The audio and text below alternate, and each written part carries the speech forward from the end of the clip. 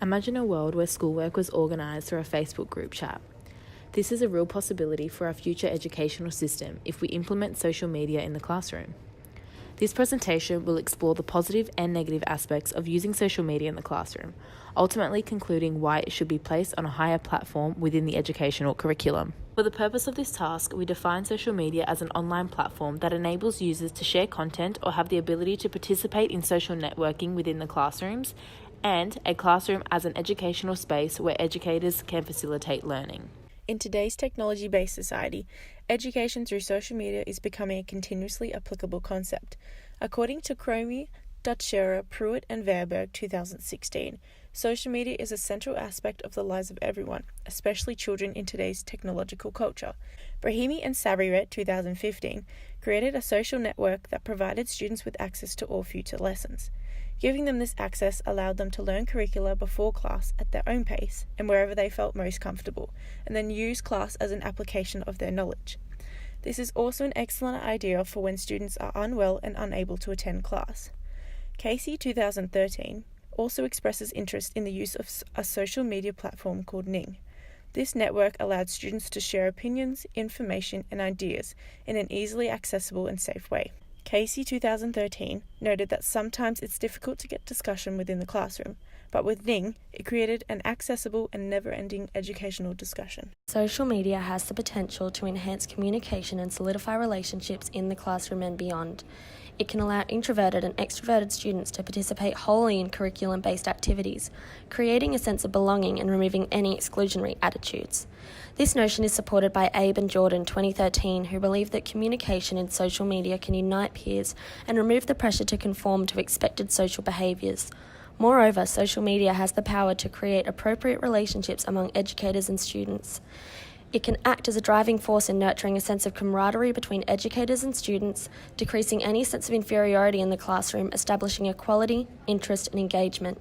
Alavsky, Mislan and Alavsky, 2011, experimented with the use of Twitter in a classroom setting, and the feedback from students was generally positive, improving enthusiasm and participation for alternative methods of communication.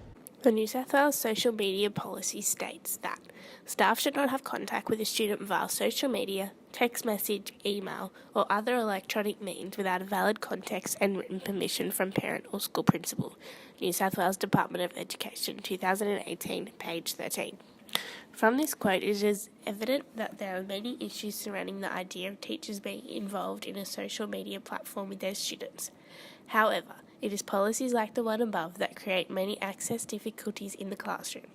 Simple things such as getting a legal guardian to sign a form, giving the teacher permission to incorporate social media into students' learning can take weeks. Other barriers such as the school policies for website access, creating teacher administration rights and providing electronic devices to each student create problems with access. New South Wales Department of Education, 2018. Educators must be aware that students use social media for a wide variety of purposes, leading to the potential for misunderstandings through misinterpretations of tone in messages. Abe and Jordan, 2013. However, if properly monitored, integrating these platforms into school curricula would increase engagement and understanding of basic communication skills, as supported by Rendu 2015. It also has the potential to foster online bullying if misused. Social media platforms give students a space to voice their opinions about topics, creating forums of discussion. By misusing these platforms to target others, feelings of helplessness and powerlessness are amplified. Powell Jones 2018. This can be controlled by ensuring that the expectations of behaviour and language in the physical classroom are mirrored in these groups. NSW Department of Education 2018. By doing so, an understanding of what will and will not be tolerated is created, and students are able to conform with classroom expectations. The advantages and disadvantages of using social media in the classroom are mandated under the social media policy. This policy outlines the expectations of educators when using these platforms, providing clear guidelines on what they are and are not able to do. However, it also inhibits their ability to use these platforms, as guidelines state teachers need parental or principal consent before contacting a student and must have a monitor who checks the post on the platform. This becomes time-consuming and it restricts the ability for educators to communicate with students.